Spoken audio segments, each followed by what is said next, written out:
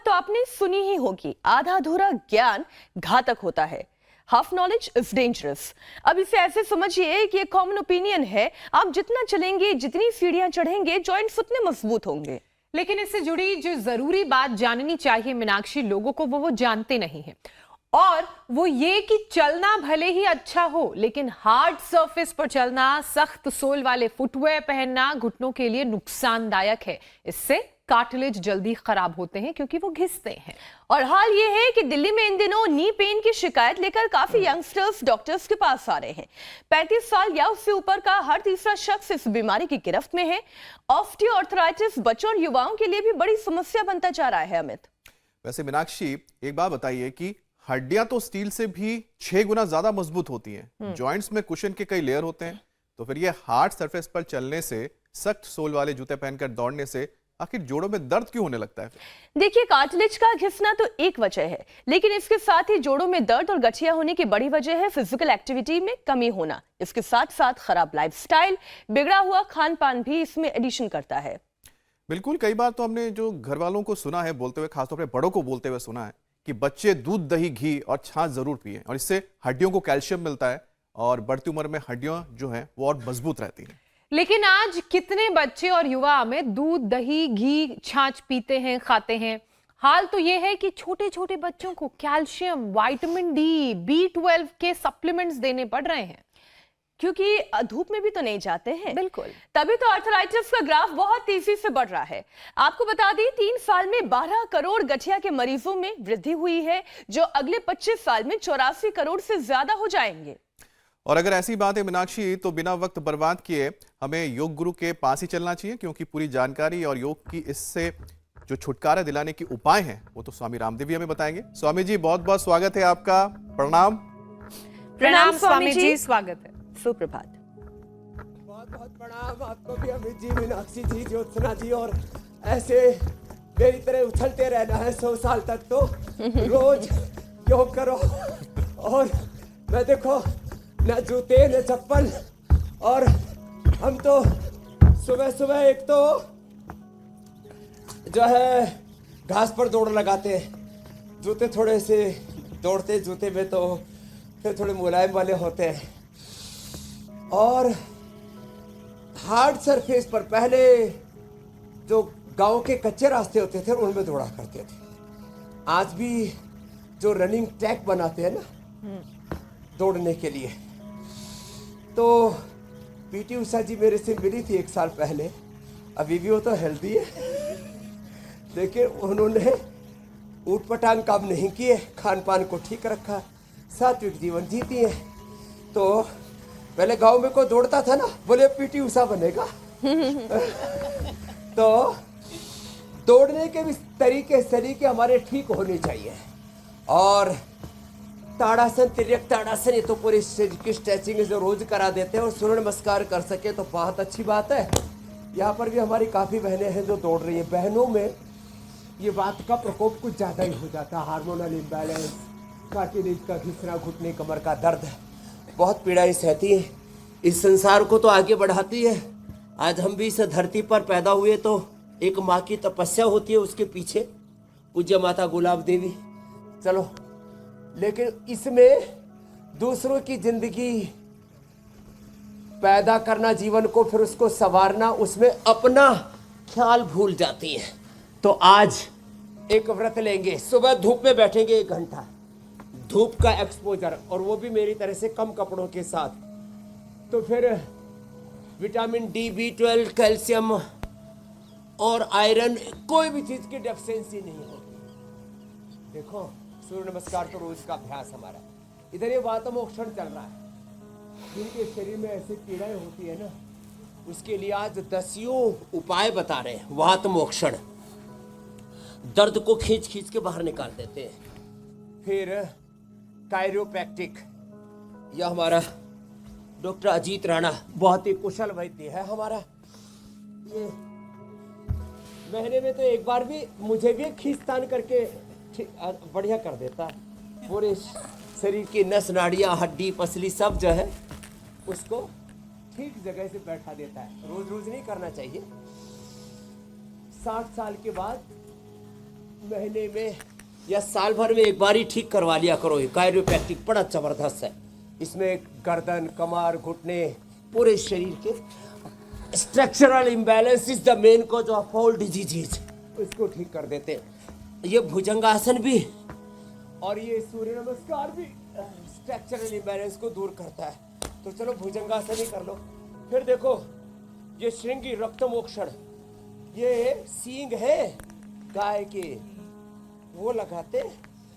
ये केवल पतंजलि में ही जिंदा है, किसी वर्ल्ड लेवल के इंस्टीट्यूट में बाकी नहीं मिलेगा आपको। ये हमने भारत की सारी विद्याओं को समेटा हुआ है। श्रृंगी चिकित्सा, लीज थेरापी, फिर ये बहुत ही जबरदस्त है जो पोटली मसाज है। पाउडर मसाज को बोलते हैं उद्वर्तन। फिर ये पोटली मसाज है, इसमें अमरबेल, धतूरा, भांग, आखा, निर्गुंडी, सहजना, ये सब, लहसुन, प्याज, ये सब को कूट के और उसकी पोटली बनाते हैं गरम गरम तेल में। इसको फिर सेक करके और फिर हाथ की कलाई एक अलग ढंग से चलती है इसके अंदर, बड़ा स्किल है। हाँ, अभी तो देखना थोड़े दिनों में जैसे नर्सेज बनने के लिए लोग जो है ना बड़े बड़े कॉलेजेस में इधर उधर पढ़ के फिर तैयार होते हैं। ये हम एक नई नर्सरी तैयार कर रहे हैं जी, जिसमें हम ये सारे पंचकर्मा षटकर्मा सिखाते। इधर ये हमारे नेचुरोपैथी के डॉक्टरों को एक्यूपंक्चर भी करवाते हैं, एक्यूपंक्चर, एक्यूप्रेशर, और एक बहुत ही जबरदस्त स्वामी जी थेरापी मुझे है। लगता है कि जिस तरह से आप मूलाधार संरक्षण स्वादिष्टान चक्र की गड़बड़ी से वात रोग, मणिपुर और हृदय चक्र की गड़बड़ी से पित्त रोग, और विशुद्धि चक्र और आज्य चक्र की गड़बड़ी से कफ रोग पैदा होता है जी, ऊपर के लिए नस्य, बीच के लिए कुंजर और नीचे के लिए बस्ती, एनिमा मेडिकेटेड बस्ती, वो बड़ी जबरदस्त है। और स्वामी जी मुझे लगता है कि ये वाकई में ये पूरा काबिले बैलेंस तारीफ आ बात जाएगा। है।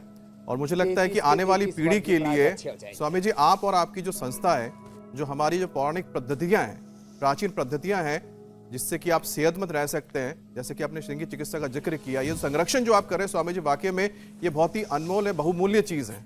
और ये पूरे मानव जाति के लिए कह सकते हैं कि एक प्रेरणा का स्रोत रहने वाला है आने वाले वक्त में।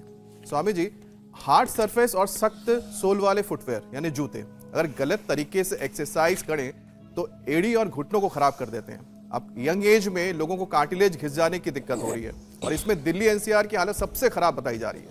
35 साल से ऊपर का हर तीसरा युवा जॉइंट पेन का प्रॉब्लम से ग्रस्त है। अब स्वामी जी आज फिर से योग सिखाने की जरूरत है, क्योंकि आर्थराइटिस का मरीज आसानी से योग ही कर सकता है और इसके जरिए अपने आप को ठीक कर सकता है।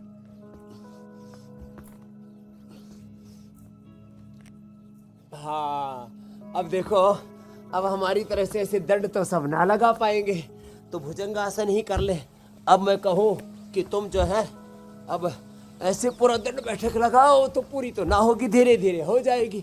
और यदि मैंने कह दिया कि ये वाला कर लो तो गड़बड़ी हो जाएगी। तो सब हंस रहे। चलो, एड़ी का दर्द, घुटने का दर्द ऐसे ठीक होगा। देखो ये ऐसे अपने जम्मू कश्मीर वाले पीएमओ में डॉक्टर है ना, क्या नाम है डॉक्टर जितेंद्र सिंह, नाम भूल गया, मेरे से बोले, हाँ डॉक्टर जितेंद्र सिंह मेरे से बोला जी मेरे घुटने में दर्द हुआ। मैंने डॉक्टर से पूछा क्या करूं, एम्स में गए डॉक्टर जितेंद्र जी, तो बोले जी आप का ऑपरेशन कर देते और बाद में आप ये कर लेना, पैरों को आगे पीछे दबा लेना ऐसे कुर्सी पर बैठ के। और बोले पहले दबा लूँ तो फिर तो बोले ऑपरेशन की जरूरत ही नहीं पड़ेगी। बोले जी मैंने तो ये ऐसे यही किया। मैं आपको रियल बात बता रहा हूँ। उनके बेटे की शादी पर मैं आशीर्वाद देने के लिए गया था, बहुत श्रद्धा उनकी, तो यही अभ्यास किया। बोले जी ये, और आपने बता रखा है दूध में हल्दी सिला दी तो लाख शादी गूगल खा लो। मेरे तो घुटने रिपेयर हो गए, एड़ी और घुटने रिपेयर हो जाते हैं एड़ी में, और जब घुटने पर हम श्रृंगी लगवा देते हैं। एड़ी का दर्द, इसको वात कंटक कहते हैं। एलोपैथी में एड़ी का दर्द का कोई इलाज नहीं है, और एक बार श्रृंगी लगा दो यहाँ टखने के पास, 10-20 साल का दर्द एक ही बार में गायब। लो, ये बहुत जबरदस्त चीज। स्वामी जी हम हार्ट सोल की बात करें, लेकिन और आप फिर ये तो देखो, अक्सर देखो, आप घुटने के खड़ो लिए पहन के इसको घूमते आगे पीछे हैं। ऐसे दबाना। तो स्वामी जी, आपने कैसे अपने आप को इतना स्वस्थ रखा हुआ है? आपके जॉइंट्स में कभी तुमने सुना ही नहीं ऐसी कोई प्रॉब्लम आई है, जबकि आप खड़ो स्वामी पहनते जी, हैं? खड़ा हो तो वैसे भी बहुत हार्ड हार्ड होता है। होता है ये चमत्कार कैसे होता है? मैं सोच ही रहा था कि आज जो है ना मेरे ऊपर ही प्रश्न दागेंगे अमित भाई। फिर उसमें आहुति लगा दी मीनाक्षी ज्योत्सना जी ने भी, हार्ड सरफेस वाले। लेकिन ये भी तो समझो जी। मैं दौड़ता हूँ घास के ऊपर, बैक वॉक, फ्रंट वॉक, और फिर सुबह सुबह दौड़ भी लगाता हूँ। तो मैंने अपने घुटनों को इतना मजबूत कर लिया है कि फिर मेरा, देखो बहुत ज्यादा सॉफ्ट में आप दिन भर चलते हैं ना, तो उससे फिर आपका बैलेंस भी बिगड़ता है। ये मेरे पूरे बैलेंस को बरकरार रखती है, इसमें जरा सा भी इधर उधर नहीं होता, और प्लेन है। ज्यादातर हार्ड, और फिर माताएं बहनें तो ऊंची एड़ी वाले, अपनी हाइट को थोड़ा ऊंचा दिखाने के लिए। हील्स। क्या हिल वाली? हिली वाली चप्पल। तो देखो, ये एक तो ये आगे पीछे दबाना, फिर घुटनों को ऐसे खींचना, ये घुटनों के लिए।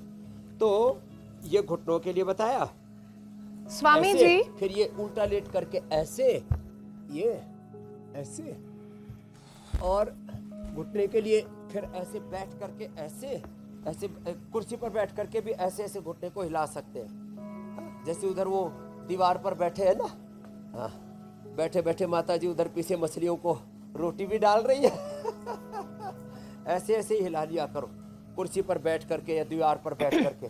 फिर एक और उपाय है, ऐसे ऐसे पैर को हिलाना। देखो ऐसे ऐसे ऐसे, ये ऐसे ऐसे ऐसे, है ना, यूं ऐसे ऐसे। और ये जो ये गोंद का लड्डू मेरे चरणों में गिर रहा है, बोले मेरी तरफ भी तो देख। तो अरे वाह, मछलियां खा रहे खाना। ऐसे गोंद खाओ। मैंने बचपन में दूध बहुत पिया है, दूध, दही, छाछ, घी, उसी से बना हमारा शरीर। बाकी हमको ये ड्राई फ्रूट्स, ये फ्रूट्स, अलग अलग तरह की शाक सब्जियां, हम तो एक लौकी और गाजर ये घर में हुआ करती थी, और दूध, दही, छाछ खा के, बाजरे की रोटी खा के बड़े हुए, उससे हड्डियां जी एकदम फौला दी। स्वामी जी, क्योंकि तो हार्ड ये घुटनों सरफेस के पर लिए। चलना तो जॉइंट दूध, के लिए दही, बहुत छाछ, जैसे अमित आप बता घातक रहे है। थे जी। स्वामी जी, क्योंकि हार्ड जी। सरफेस पर चलना जी। जॉइंट्स के लिए कितना घातक है, आज हम इसकी बात कर रहे हैं। तो मेरे साथ एक हालिया एक्सपीरियंस हुआ, मुझे लगता है कि इसकी बात करना बहुत ज़रूरी है। मेरे पास एक डॉग है, तो वो लिम्प कर रहा था, लंगड़ा लंगड़ा के चल रहा था, थोड़ा सा उसके पैरों में मुझे लगा कि कुछ दिक्कत है। तो मैं उसे बड़े रिनाउंड वेटनरी डॉक्टर के पास लेकर गई, और उन्होंने उसे देखा और बताया कि उसको अर्थराइटिस की प्रॉब्लम है। तो मुझे एकदम से हैरानी हुई कि इंसानों में अर्थराइटिस की प्रॉब्लम तो होती है, लेकिन कुत्तों में कब से अर्थराइटिस की प्रॉब्लम होने लगी। तो मैंने उसका कारण समझने की कोशिश की। उन्होंने मुझे बताया कि डॉग्स जो हैं वो सोसाइटीज में रहते हैं, हार्ड सरफेस में ज्यादा रहते हैं, और 50% से ज्यादा ऐसे जानवर हैं जिनको इस तरह की परेशानी है या अर्थराइटिस की शुरुआत हो चुकी है। अब सोचिए, कुत्तों के साथ ये परेशानी हो रही है, हार्ड सरफेस में चलने से, रहने से उनका चलना फिरना दौड़ना मुश्किल हो रहा है। तो इंसानों के लिए ये कितना खतरनाक है। और इंसानों का क्या हाल होगा। बिल्कुल, और हम तो ज्यादातर हार्ड सरफेस में रहते हैं, ये तो आज की फुटवेयर ऐसे ब्रेकिंग पहनते न्यूज है। हैं। ए बहनों, ज्योत्सना के कुत्ते को अर्थराइटिस हो गया।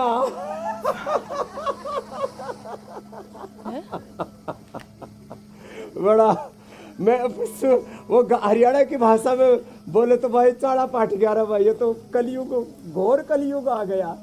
कुत्तों को अर्थराइटिस होने लग गया, जो दौड़ने में माहिर हुआ करते थे। ओहो हो, कुतरू को, बिल्ली को, मुझे लगता है आगे गाय भैंसों को भी अर्थराइटिस होने लगेगा। अरे रामा रामा, क्यों? क्योंकि उनकी जो नैसर्गिक जीवन पद्धति है ना, उससे हमने उनको दूर कर दिया।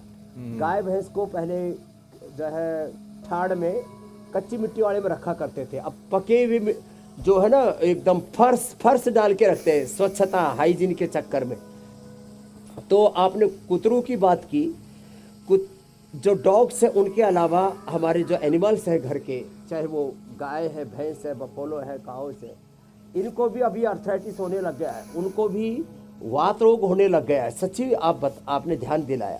तो क्या करें, अपने जानवरों के लिए, जो भी एनिमल्स हम घर में रखते हैं, उनके लिए खुला आंगन, घास और कच्चा ठाण बोलते हैं गांव की भाषा में, उनके लिए मिट्टी वाले स्थान पर उनको रखना चाहिए, उससे फिर ये प्रॉब्लम नहीं होगी। और खुद को भी थोड़ा घर में ऐसा आंगन रखो जहाँ हम चल फिर सके। और गांव के लोगों के लिए तो ये बहुत अच्छी बात है कि वहाँ अभी भी कुछ कच्चे रास्ते हैं खेतों की ओर जो जाते हैं। अब कुछ लोग अरे अब विकास के चक्कर में बोले हमारे खेतों में भी पक्की सड़क जानी चाहिए। अरे भाई क्यों, अपने जो है ऊँट हैं, अपने बैल हैं, गाय है, भैंस है, उनको क्यों खराब करना चाहते हो? तो जो खेतों की तरफ रास्ते जाते हैं उनमें भाई प्रधानमंत्री सड़क योजना के तहत या ग्राम विकास के तहत विनाश मत करना। तो ये तो कबर के लिए बता रहा हूँ। 33 के 33 वाटर बराज में दिक्कत आ जाती है। ये जो मेरुदंड वाले अभ्यास है सारे वात रोगों से बचाने वाले। स्वामी जी, इससे पहले कि ये हम अभ्यास थोड़ा सा और आगे बढ़ें, फिर ये जो क्या हार्ड करें, सरफेस हल्दी, वाली बात मेथी, जो सूप, ज्योत्सना ने चुर्जान, छेड़ी है, अश्वगंधा। अब हम लोग भी अगर घर में बड़े बड़े आंगन बना भी लेते हैं, बल्कि गांव में भी मैं देख रही हूँ कि बड़े बड़े आंगन बन रहे हैं, तो वो भी सारे सीमेंटेड और टाइल्स वाले बन रहे हैं। अब घर में तो बच्चे दौड़ते ही हैं, ऊपर नीचे करते रहते हैं, दिन भर बैठते कहाँ हैं, तब तो उनके लिए भी बड़ा खतरनाक होगा। हाँ, उनके लिए भी ये सच कह रहे बड़ा खतरनाक होगा। इसलिए अपने जो है जिनके अपने प्राइवेट घर है उनको तो एक तो नीचे छोटा यदि आंगन हो जाए तो बहुत अच्छी बात है। नहीं तो अपनी छत के ऊपर, आजकल छत को ना वाटर प्रूफ कर देते हैं और उसके ऊपर गार्डन लगा देते हैं, उसके ऊपर घास लगा देते हैं, वहाँ जो है। और कुछ जगह आर्टिफिशियल भी थोड़ा सॉफ्ट वाले वो ऐसे कालीन टाइप आ गए जो वाटर प्रूफ होते हैं। लेकिन उससे ज़्यादा अच्छा है छत की वाटर प्रूफिंग करा करके वहाँ घास लगाए और वहाँ जो है एक किचन गार्डन जैसा तैयार कर ले, वहाँ पर गमले रखें, वहाँ पर पेड़ पौधे लगा लें। और उससे क्या होगा, आपके बच्चों को टहलने के लिए छत के ऊपर, छत की दीवारें थोड़ी ऊंची कर दे, थोड़ा था वायरिंग कर दे थोड़ा ऊपर तक, नहीं तो कई बार बच्चे झाँक झूक करके इधर उधर कहीं गिर न जाए। तो ये काम तो करना पड़ेगा। जिनको आंगन घर में मिलता है उनको वो आंगन थोड़ा सा रखना चाहिए। हमने तो यहाँ सैकड़ों एकड़ ज़मीन है, इसलिए बड़े बड़े गार्डन यहाँ पर बना रखे हैं। तो ये जो हर जगह पक्का, हर जगह जो है टाइल्स, हर जगह जो है सीमेंटेड, ये जो फर्श डाल के रखते हैं और उसी में हम दौड़ते चलते फिरते रहते हैं, धीरे धीरे कार्टिलेज उससे भी घिसते हैं। फिर जो मूल गड़बड़ी होती है वो होते हैं vitamin D, B12, calcium, iron की कमी के कारण से। अपने शरीर में फिर प्रोटीन की डेफिशिएंसी के कारण से 50 से लेकर के 80% लोगों में प्रोटीन की, कैल्शियम की, आयरन की, विटामिन डी, B12, इनकी डेफिशिएंसी रहती है। और ये डी, B12, कैल्शियम, आयरन और प्रोटीन की डेफिशिएंसी, इससे हमारे कार्टिलेज घिसने लगते हैं। तो प्रारंभ में तो वज्रासन भी नहीं हो पाता, पहले तो सुखासन में बैठ पाते, धीरे धीरे करके वज्रासन, पद्मासन भी होगा। और रोज किसी न किसी उसमें गोंद को 5 तरह से खाया जा सकता है। गोंद के लड्डू बना करके खाएं, गोंद को गाय के घी में, भैंस के घी में जैसे भी भून करके रख लो और उसको गर्म पानी में घोल के पी सकते हैं। मारवाड़ी लोग तो उसको जापा बोलते हैं, जापा। हाँ, जापे में बनाते हैं गोंद। और जापा लेडीज और जेंट्स दोनों पीते हैं। तो मैं वहां गया, बोले बाबा जी जापा पियोगे? मैंने कहा मैं कोई और है तू मेरे को जापा पिला रहे? बोले बाबा जी हमारे ये जो है ना, ये जो रखा है ना गोंद को भून करके पानी में घोल करके, दूध में घोल के पानी में घोल करके बर्फी बना करके, एलोवेरा की बर्फी बना लो, एलोवेरा की बर्फी मैंने कई बार बताया, दूध में, और ऊपर से इसमें ये गोंद डाल दो, ऊपर से आजकल तो बर्फी पर भी गोंद लगा देते हैं। वो गोंद जो है ना, दूध में, चाय में, कॉफी में, बर्फी में, लड्डू में, अरे अपना ऐसे ही हम तो देखो गोंद के ऐसे खाऊ हैं। हमको तो जैसे मखाना खाते हैं ना, मखाना और साबूदाना जैसे भून के खाते हैं ना, हम तो इसी में गोंद को भून करके और इसमें थोड़ा ड्राई फ्रूट मिला करके रख लेते हैं और उसी को चबाते कर होती है, बड़ा मजा आता है, हड्डियां बड़ी मजबूत हो जाती है इससे। 1 चम्मच गोंद बहुत है। हाँ, 100 ग्राम मत खाइयो जी। कभी स्वामी जी एक और विषय ले लेते हैं। एक दिन में 10 से 20 ग्राम गोंद बहुत होता है। जरूर। स्वामी जी आए दिन ऐसे रिसर्च आते हैं कि 2200 कदम हर दिन चलना जरूरी है। उससे कम चलने का मतलब यह है कि आप बीमारियों को न्योता दे रहे हैं। 2200 कदम चलेंगे तो 21% हार्ट अटैक का खतरा दूर हो जाएगा। लोग स्मार्ट वॉच पहनते हैं, स्मार्टफोन रखते हैं, उसमें बकायदा वो उनके स्टेप्स काउंट हो रहे होते हैं, ऐसे एप्लीकेशन रखते हैं। लेकिन अगर गलत तरीके से चलें तो दिल से पहले तो ऑस्टियोआर्थराइटिस का खतरा शुरू हो जाएगा। तो स्वामी जी, ये जो एक्स्ट्रा कुशन और ये जो कट कट की आवाज ये पैरों से ना आए, ल्यूब्रिकेंट बना रहे, इसके लिए क्या करना चाहिए? एक तो बैक वॉक भी किया करो। बैक वॉक आती है ना, एक तो मैंने उधर से इधर उल्टी चल के दिखाना। चलो ताई, ये मेरे लिए अंगूर लेकर के आई महाराष्ट्र से है। चलो ऐसे यहाँ से उधर पीछे की तरफ चलो, पीछे बैक वॉक। बैक मतलब पीछे की तरफ। और देखो देखो देखो एक्सीडेंट हो गया। चलो पीछे की तरफ जाओ, उधर उधर उधर, और पीछे दीवार से मत टकराना। हाँ ऐसे ऐसे उधर जाओ, उधर पीछे की तरफ। तो ऐसे पूरा पैर टिकाओ, एड़ियों पर नहीं चलना। बैक एंड फ्रंट वॉक, इससे बैलेंस बना रहता है। कितने लोगों के खाली यही चीज करवा करके, उल्टा और सीधा चलवा करके हमने घुटने का दर्द ठीक कर दिया, कार्टिलेज रिपेयर कर दिया। खाली पेट पीडान्यूर गोल्ड ऑर्थोग्रिड खाने के बाद खिलाते हैं 2-2 गोली। और किसी को गर्म ना पड़े इसके लिए मैंने कल ही बताया था, गुलकंद के साथ खा लो। और ये लहसुन कल्प, लहसुन के अंदर चीरा मार के ना, और फिर उसको गाय के घी में भून देते। लहसुन के अंदर चीरा मारा, गाय के अंदर घी के अंदर भून दिया। इससे एसिडिटी इसकी खत्म हो जाती है, दुर्गंध खत्म हो जाती है, तीक्ष्णता खत्म हो जाती है, तामसिकता खत्म हो जाती है, बहुत डाइजेस्टिव हो जाता है। हाँ, और इससे फिर इम्यूनिटी अच्छी हो जाती है, घुटने अच्छे हो जाते हैं, और पूरा शरीर का मेटाबॉलिज्म अच्छा हो जाता है। वहाँ तो दोस्तों पूरा चला ही जाता, कोलेस्ट्रॉल अच्छा हो जाता, हार्ट के ब्लॉकेज रिवर्स हो जाते हैं, अंदर का इन्फ्लेमेशन खत्म कर देता है। कपालभाति अनुलोम विलोम थोड़ा ज़्यादा करवा देते हैं। तो प्राचीन काल में योगराज, महायोगराज, गुगुल सिंहनाथ गुगुल ये सब दिया करते थे जोड़ों के दर्द के लिए, आम वातारी रस। अभी हमने पीडानिल गोल्ड खाली पेट खाने के बाद लाक्षादी और दूध में हल्दी शिलाजीत और लाक्षादी दे दो ना, ओहो साहब, फिर तो हड्डियाँ ऐसे फौलादी हो जाती है, कभी भी हड्डियों में दर्द नहीं होगा। अब जैसे हमारी हड्डियाँ एकदम फौलादी है, एकदम पक्की वाली पूरे शरीर की है ना ये।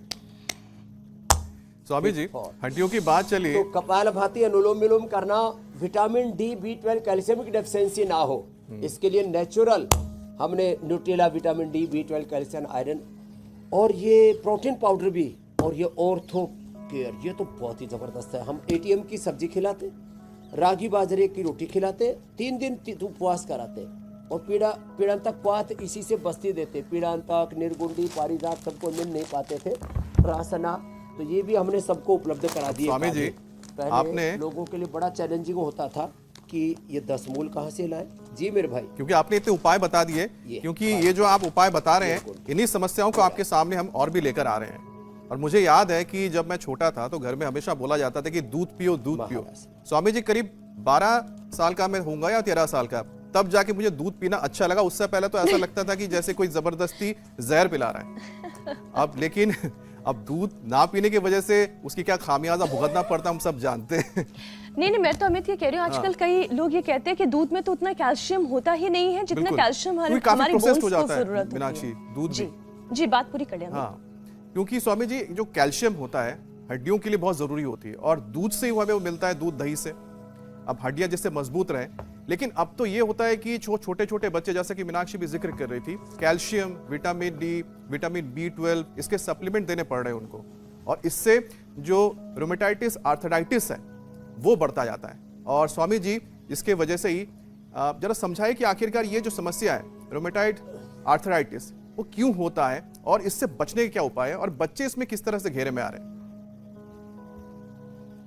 ये दोनों ही बताते हैं। एक तो मैंने उधर देखा, वो माता के यहाँ जो लीच लगी हुई हो तो पूरा माल पी पी करके और तगड़ी तगड़ी हो गई। अब इसके ऊपर वो डाल दो, थोड़ा हल्दी डाल दो, ये छोड़ देंगे, खींच के नहीं निकाला जाता लीच को, उसके मुंह के ऊपर हल्दी डाल देंगे, और जैसे उसके मुंह पे हल्दी डालेंगे, पूरा कटोरी उधर ही उठा के ले आओ बेटा, और उसके मुंह के ऊपर हल्दी डालते तो अपने आप छोड़ देती है, और बाद में उसको हल्दी में डालते तो वॉमिटिंग कर देती है।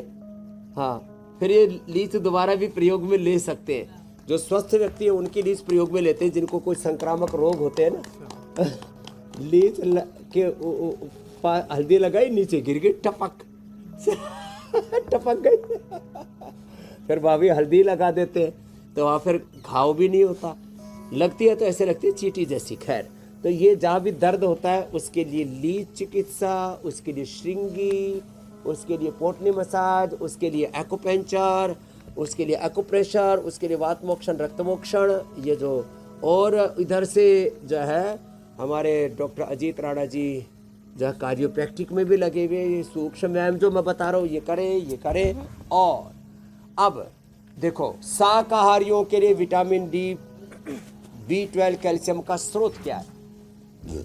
उनके लिए स्रोत है, शाकाहारियों के लिए धूप में बैठें और दूध दही छाछ का प्रयोग करें। ये अलग बात है कि जब बहुत ज़्यादा अर्थराइटिस बढ़ जाता है तो दही छाछ बंद कर देते हैं, दूध पिलाते हैं। छाछ खट्टी होती है तो यूरिक एसिड, ESR, RA उससे बढ़ जाता है, इसलिए बंद कराते हैं। खैर, तो शाकाहारियों के लिए विटामिन B12 का, कैल्शियम का सबसे अच्छा स्रोत है, और प्रोटीन का दूध दही छाछ। और B12 के लिए सबसे अच्छा है सिंघाड़ा, चौलाई और रागी, बाजरा, जवार, मकई का आटा, हाँ, मिलेट्स जिसको बोलते हैं ना। और इससे सबसे ज़्यादा इसमें विटामिन B12, कैल्शियम, आयरन आदि सब होते हैं इसमें मिलेट्स के अंदर। प्रोटीन भी पूरा होता है मिलेट्स के अंदर। और थोड़ा सा चना और मिला दें। आज हम चने का शेक बताने वाले हैं, चना और ड्राई फ्रूट का high protein shake. High protein diet देते हैं ना कई बार जब अर्थराइटिस हो जाता है तो, और ये जिनको रेडीमेड चाहिए तो हम ये ऑर्थो केयर देते हैं। खैर, तो स्वामी जी, शाकाहारियों के लिए एक तो धूप में बैठे विटामिन डी की डेफिशिएंसी नहीं होगी। न्यूट्रिला विटामिन डी, B12 आदि भी हमने नेचुरल बाय फर्मेंटेड वो भी उपलब्ध करा रखे, लेकिन उसकी जरूरत नहीं पड़नी चाहिए। जो भी हम चाहे सिंथेटिक ले या नेचुरल विटामिन ले, इनकी जरूरत ही नहीं पड़नी चाहिए। इसलिए हमने बताया होम रेमेडी। बिल्कुल जी, मेरी बहन कुछ कह रही थी। इन होम रेमेडीज को अपनाकर अपना डाइट अच्छा करके आर्टिफिशियल सिंथेटिक विटामिन से बचा जा सकता है, क्योंकि आज पूरी जो जद्दोजहद है वो हड्डियों को, जॉइंट्स को मजबूत बनाने के लिए हो रही है। तो जो मैं अगला विषय लेने जा रही हूँ वो भी बड़ा महत्वपूर्ण है। स्वामी जी, कहा तो ये जाता है बोन के लिहाज से कि स्टील से भी 6 गुना ज्यादा मजबूत होती हैं हमारी हड्डियां। तो जड़ों में कुशन की भी कई लेयर्स होती हैं। जांघ की हड्डी खासकर अगर बात की जाए तो सबसे मजबूत हड्डी होती है ये पूरे शरीर की, लेकिन इसके बाद भी स्वामी जी हड्डियां टूटने लगती हैं। तो कई बार इसकी वजह लाइफस्टाइल चेंजेस भी होते हैं, लाइफस्टाइल डिसऑर्डर्स भी होते हैं जिनसे बीमारियां लग जाती हैं, मोटापा, थायराइड, शुगर जैसी। तो स्वामी जी, इसके लिए भी एक पूरा सेशन करवा दीजिए। कौन कौन से योगाभ्यास करने की जरूरत है, किन बातों का ध्यान देने की जरूरत है? ये आपने एक जरूरी बात बताई, जो हड्डियां स्टील से भी 10 गुना ज्यादा मजबूत होती है, अंदर से भुरभुरी हो गई है। क्यों? चाय, कॉफी, चीनी बहुत खाते हैं, चीनी और नमक। चीनी, नमक, चाय, कॉफी जो ज़्यादा लेते हैं, जितने भी junk food, fast food, Coca Cola, Pepsi, पता नहीं, बर्गर, पिज्ज़ा जो ज़्यादा खाते हैं, उनके शरीर से कैल्शियम वॉश आउट होता रहता है, निकलता रहता है। तो क्या करें? और फिर ऊपर से बीमारियाँ, जिनको शुगर की बीमारी, उनकी हड्डियाँ अंदर से खोखली हो जाती है। तो मंडूक आसन और पवन मुक्त आसन करें। शुगर अंदर से हड्डियों को खोखला कर देता है। और हार्मोनल इम्बैलेंस, थायराइड की प्रॉब्लम, लेडीज को मासिक धर्म की अनियमितता है, इसलिए उनको दशमूला, अरिष्ट, दशमूल का काढ़ा, नारी कांति वटी और सिरप। नारी कांति अपने मंथली को, लेडीज की जितनी भी प्रॉब्लम्स हैं उनकी केयर करने के लिए, जैसे दंत कांति, केश कांति, एलो कांति, हेयर, डेंटल, स्किन केयर के काम आती है ना, ऐसे ही ये नारी कांति बड़ा जबरदस्त है।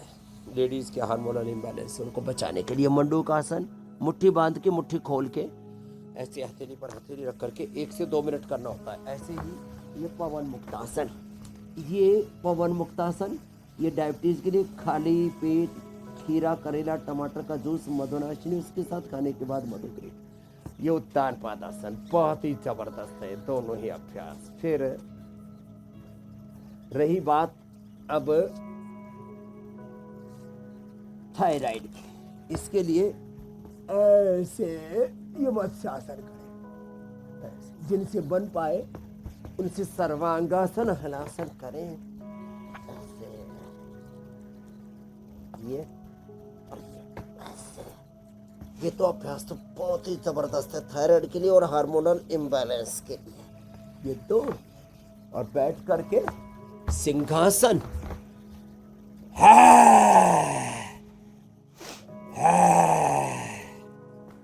और एक ऊंचाई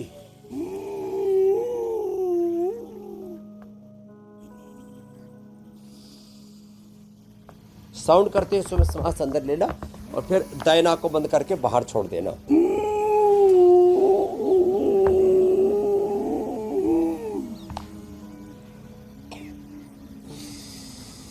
और कपालभाति करते समय पॉइंट दबाना, इससे थायराइड 100% अच्छा हो जाता है। थायराइड के कारण से हड्डियां अंदर से खोखली हो जाती है, आंखें बाहर आ जाती है, शरीर का बैलेंस बिगड़ने लगता है, स्ट्रक्चरल इम्बैलेंस हो जाता है। हार्मोनल इम्बैलेंस के कारण से, लेडीज के मासिक धर्म के कारण से और डायबिटीज के कारण से, लो इम्यूनिटी, इसके लिए फिर इम्यूनोग्रिड देते हैं। अश्वगंधा या अश्वशिला शिलाजीत दे देते हैं। ये इम्यूनोग्रिड, अश्वगंधा, शिलाजीत, अश्वशिला, इनमें से कोई भी एक चीज लेते रहना चाहिए। और जो ज़्यादा ही कमज़ोर हो गए ना, उनको ये स्वर्ण शिलाजीत लेना चाहिए। लेकिन जो पहले से ही ख्याल रखेंगे, अब उम्र बताइए कितनी उम्र हो गई? 59। अब घोड़े इसके ठीक है, क्या नाम है? ये मंगलताई, ये पूरी मंगल भवन मंगलहारी है। और ये शिलाजीत लेडीज भी ले सकती है, बस जब पीरियड चालू होता है ना, उस समय कभी किसी किसी को गर्म पड़ जाता है, लेकिन जिनकी वात और कफ की प्रकृति है वो भी ले सकती है। और ये तो स्वर्णताई है, स्वर्ण जैसी रहेगी, स्वर्ण शिलाजीत इसको गिफ्ट दे दी। एक एक खाते रहो, घोड़े की तरह, हिरण की तरह दौड़ते रहोगे, कभी भी कार्टिलेज आदि नहीं घिसेंगे। ये अश्वशिला, शिलाजीत, अश्वगंधा। और इम्यूनिटी डाउन होने से भी पूरा शरीर अंदर से क्षत विक्षत हो जाता है, जर्जरित हो जाता है, टूट फूट होती रहती है, तो इम्यूनोग्रिड। और ये अनुलोम विलोम और कपालभाति, ये तो दो प्राणायाम तो कभी नहीं छोड़ना जी। इनको तो नियमित रूप से करना है मेरी बहन ज्योत्सना जी। बिल्कुल स्वामी जी, जल्दी जल्दी 2-3 और टॉपिक ले लेते हैं, और प्राणायाम तो हम साथ साथ करते ही चलेंगे। Swami ji, modern medical science में तो अर्थराइटिस का दर्द बढ़ने पर पेन किलर दे दिया जाता है, लेकिन आयुर्वेद में इसके लिए कोई इंस्टेंट इलाज है जिससे तुरंत दर्द में थोड़ा आराम मिलने लगे? एलोपैथी में, मॉडर्न मेडिकल साइंस में जो पेन किलर देते हैं, फिर उस बाद में स्टीरॉयड देते हैं, और उससे खतरनाक बायोलॉजिकल देते हैं, वो तो पूरे शरीर के लिए, लाइफ के लिए डिजास्टर है। पूरा शरीर में उपद्रव हो जाता है। लंबे समय तक पेन किलर लेने से पेट खराब होता है, लिवर खराब होता है, फिर किडनियाँ खराब होती है। फिर ये तो स्टीरॉयड तो हमारी आंखों को खा जाता है, डायबिटीज कर देता है, हड्डियों को अंदर से खोखला कर देता है। लोग दर्द के लिए स्टीरॉयड दिया और अंदर से हड्डियां खोखली दीमक की तरह खा जाता है, चाट जाता है अंदर से। और बायोलॉजिकल पूरी आपकी जो काइनेटिक एनर्जी है, जो आपकी जीवनीय शक्ति, ऊर्जा है, और उसी के क्षय होने से सब रोग होते हैं, उसको खत्म कर देता है। एलोपैथी के पेन किलर से ज्यादा ताकतवर है लहसुन और ये पीड़ानिल गोल्ड। हल्दी, मेथी, सौंठ घर में ले लो। लहसुन में, हल्दी में, सहजना में, शिलाजीत में, गुग्गल में नेचुरल, उसमें स्टीरॉयड होता है, नेचुरल स्टीरॉयड लो, बायो स्टीरॉयड। तो उस फिर दूसरा स्टीरॉयड, मैंने कहा पेन किलर हमारे पास नेचुरल है, और ये अश्वगंधा, शिलाजीत सब ये पेन किलर का जी। काम करते हैं। और स्वामी जी, एक और पेन किलर विषय का भी है, काम अगर हमने करते हैं। कार्यक्रम में शामिल नहीं और किया स्टीरॉयड का भी विकल्प है, तो ये बायोलॉजिकल कार्यक्रम की- अधूरा रह जाएगा। वो है कि खराब पाचन की वजह से भी क्या हड्डियों में दर्द होता है? क्योंकि लोग ये कहते हैं कि गैस एसिडिटी बढ़ने की वजह से गठिया बढ़ता है। लोग क्या कहते हैं? हम इस कार्यक्रम में खूब बार चर्चा कर चुके हैं स्वामी जी। हाँ, एकदम ठीक कह रहे हैं आप। पाचन तंत्र गड़बड़ होगा तो सारे शरीर के पोषक तत्व तो आंतों से, लीवर से ही जाते हैं ना। 32 फीट की आंत और लगभग ये 1.5 किलो का हमारा लीवर, यदि ये स्वस्थ नहीं होगा तो शरीर को पोषण नहीं मिलेगा। इसके लिए कपालभाति, इसके लिए मंडूकासन, योग मुद्रासन, पवन मुक्तासन, वक्रासन, गोमुखासन, ये बहुत जरूरी है। हाँ, और खाली पेट लिवोग्रिट खाने के बाद लिवामृत, कुमारिया सब दे दो। अच्छा ये देखो 5 चीजें जो मैं हमेशा बताता रहता हूं मैं, गिलोय और ये एलोवेरा, निर्गुंडी, पारिजात और सहजना, 5 चीजों का जूस पिलाओ। और एलोवेरा 100 ग्राम, उसमें 10 ग्राम कच्ची हल्दी, 10 से 20 ग्राम, और ये मेथी अंकुरित ये भी डाल दो उसमें। राजस्थान में तो अकेला एलोवेरा, अकेला हल्दी, अकेले मेथी की भी सब्जी बनाते हैं। तो मेथी को भिगो दो ना, 2 दिन भिगो के रख दो, बहुत अच्छी बनती है पानी स्वामी फेंक जी दो, हल्दी वाली इसकी सब्जी कड़वाहट तो। दूर हो जाती है और इसके गुण पूरे भरपूर रहते हैं। तो ये एटीएम की सब्जी बहुत जबरदस्त है इसके लिए, और पाचन भी अच्छा हो जाएगा उससे। एलोवेरा, टर्मरिक और मेथी से पाचन भी अच्छा हो जाएगा और ये अर्थराइटिस भी ठीक हो जाएगा। बस दही, छाछ, नींबू, अचार, टमाटर ये नहीं खाना। अच्छा स्वामी जी, आजकल तो डॉक्टर और कम तेल घी प्राणायाम खाने में की भी रूप से सलाह करना, देते हैं, इसको लेकिन करना आप हमेशा ये कहते हैं कि अगर रोज 2 चम्मच घी खाया जाए तो ये हेल्थ के लिए बहुत अच्छा है। तो स्वामी जी, वेजिटेबल ऑयल को भी क्या बदल कर खाना चाहिए? नारियल का तेल या तिल का तेल जी। हाँ, तो देखो जिनको भी अर्थराइटिस है कोशिश करें वो तिल का तेल, नारियल का तेल ही और इसका सरसों का तेल, नारियल का तेल, जितने भी natural oil, virgin oil, extra virgin oil, इनका प्रयोग करना चाहिए। रिफाइंड ऑयल का प्रयोग नहीं करना चाहिए। और कोशिश करें तिल का तेल सबसे बेस्ट है अर्थराइटिस के लिए। तिल का तेल ही खाएं, तिल का तेल से मालिश करें। 1-2 चम्मच तिल का तेल या नारियल का तेल या गाय का घी ये रख, ये खाली पेट खा लिया तो आपका काम पूरा हो गया। 1-2 चम्मच खा लो, जिंदगी भर शरीर पर ग्लो रहेगा। हड्डियां और मांसपेशियां, पूरे मसल्स, सब कुछ और अंदर से बोले गिरीस कम हो गई है ना, और इन्फ्लेमेशन हो गया तो अंदर की बोला हड्डियों की गिरीस कम हो गई। तो आप 1-2 चम्मच गाय का घी खाली पेट खाना, और उसको पचाने के लिए कपालभाति भी करना, सारी कभी ग्रीसिंग खा ठीक खा हो करके, जाएगी। और पता फिर लगे लोग यही ग्रीस ला के फैट स्वामी इकट्ठा जी करते रहो। मलने लगे घुटनों में। शरीर में जाना चाहिए, डिस्ट्रीब्यूट होना चाहिए ठीक से। अच्छा स्वामी जी, ये आप प्राणायाम का भी एक सेशन शुरू कर दीजिए, क्योंकि मीनाक्षी और ज्योत्सना तो लगातार इसी तरह से प्राणायाम और मैं कह सकता हूँ कठिन योगा कर लेते हैं, लेकिन कुछ ऐसे भी तो लोग हैं जिनके लिए ये बहुत दिक्कत हो जाती है कि वो प्राणायाम के जरिए अपने आप को ठीक कर सकते हैं। लेकिन स्वामी जी, उससे पहले हम ये भी बताते हैं, सूक्ष्म व्यायाम और प्राणायाम से ही अर्थराइटिस को पूरी मात दी जा सकती है। 5 मिनट भस्त्रिका। और स्वामी जी साथ में ये भी मैं बता देता हूँ कल किस टॉपिक पे आप बात करेंगे। तो गर्मी में बढ़ेगी प्रोस्टेट की दिक्कत, किस नेचुरल उपाय से मिलेगी राहत? यूरिन में ब्लॉकेज, दर्द, सूजन कैसे दूर करें यूटीआई की प्रॉब्लम? मुश्किल में आयुर्वेद दिलाए आराम, योग गुरु से जानिए संपूर्ण समाधान। कल सुबह 7:56 पर इंडिया टीवी के साथ जुड़िए और जोड़ों को मजबूत बनाने के साथ साथ आर्थराइटिस को ठीक करने के लिए तमाम उपाय भी जानिए।